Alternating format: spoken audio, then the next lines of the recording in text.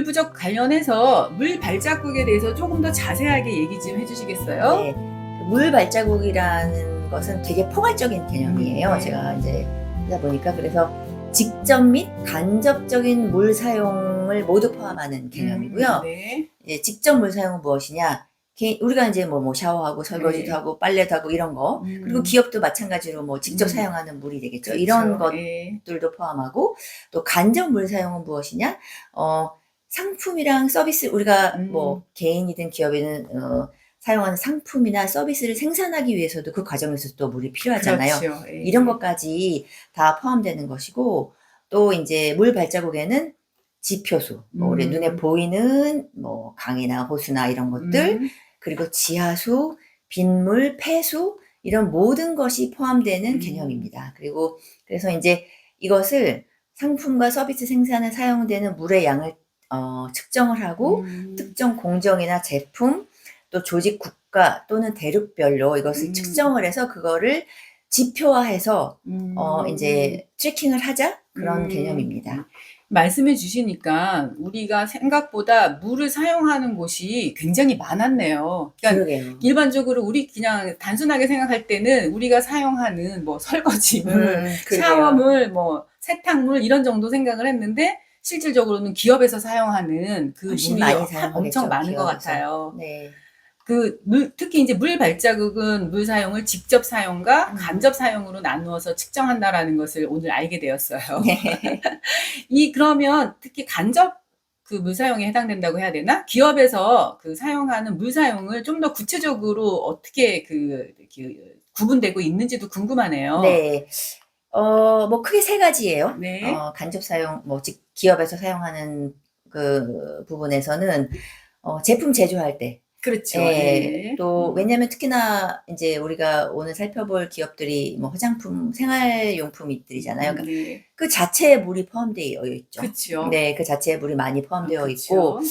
뭐 일부 제품은 최대 85%, 뭐 예를 들면 토너 이런 건 사실 물이잖아요. 그렇죠. 예, 예, 그런 예. 뭐 것들. 피존이라든지 맞아요. 섬유유연제라든지 이런 것들도 그렇죠. 대부분 뭐 물이겠죠? 예, 예. 그리고 그 이제 제품의 원료가 되는 거를 재배하기 위해서 당연히 물이 그러네요. 필요하겠죠. 네네. 그리고 제조하는 과정에서도 네. 물이 많이 그렇 필요하겠죠. 뭐 그럴 것 용기를 씻어야 되고 뭐 맞아요. 이런 과정들이 예, 예. 있겠죠. 그래서 뭐 가공하고 위생, 포장 이런 데 많이 사용이 되고, 인제 당연히 소비자들이 사용하는 거, 그 뭐 화장품을 예를 들어 쓴다, 뭐 아니면 설거지를 한다, 세탁을 한다, 다 물을 써서 할 수밖에 없죠. 예. 그러네요. 그래서 네. 물이 이렇게 다양하게 사용되고 있습니다. 우리가 공기를 사용하면서도 모르듯이 물도 잘 모르는 상황에서 새어 나가는 물들도 많은 것 같습니다. 물이 공기나 마찬가지죠. 인간의 그렇죠. 몸의 뭐 70%인가? 맞아요. 75%가 70%는 물이라고 물이라고 하니까 하죠. 예. 우리가 물이라고 볼 수도 그쵸. 있어요. 인간 생명체들은 예. 수분을 많이 생명입니다.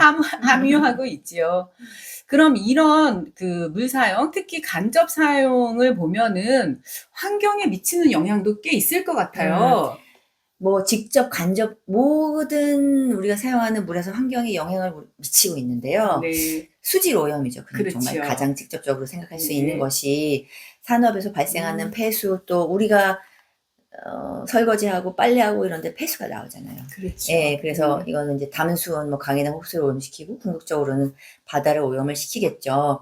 그리고 또 인제 그 미세 플라스틱도 사실은 물을 굉장히 많이 오염시키잖아요. 미세 네. 플라스틱이 맞아요. 이렇게 그 물의 압력이라든지 이렇게 떠돌아다니면서 인제 예. 잘게 아주 그냥 미세한, 생명체에 미치는 영향이 예, 크다고 하더라고요. 예, 미세한 예. 플라스틱으로 이제 쪼개져 갖고 그런 것들이 결국 바다로 흘러 들어가고, 뭐 생선 그 물고기를 잡아 보면은 거기에 사실은 엄청나게 많은 미세 플라스틱이 포함되어 있다고 하더라고요. 네. 예, 그리고 포장 용기에도 사실은 그 수분이 포함되어 있을 수 있어요. 그러면, 아, 그래요? 포장 예, 예, 용기에? 포장 예예. 용기에도. 그래서 인제 우리 택배 받을 때 오는 그런 맞아요. 것들 너무 많이 말씀하시나요? 쓰고 얼려서 있죠. 오는 그 물들? 네. 예. 그러면 사실은 포장 그게 더 무게를 무겁게 그렇죠. 하고, 그러면 더 네. 많은 에너지를 써야 되고, 뭐 이렇게 사실은 우리가 미처 생각하지 못했던 부분에서 우리가 물을 정말 아껴 쓰지 않으면 환경에 미치는 영향이 너무나 클 것 같습니다. 그러네요. 이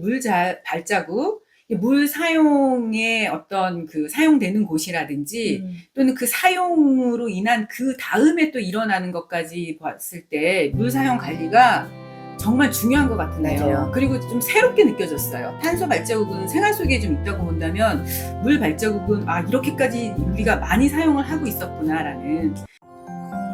다음 시간에 만나요.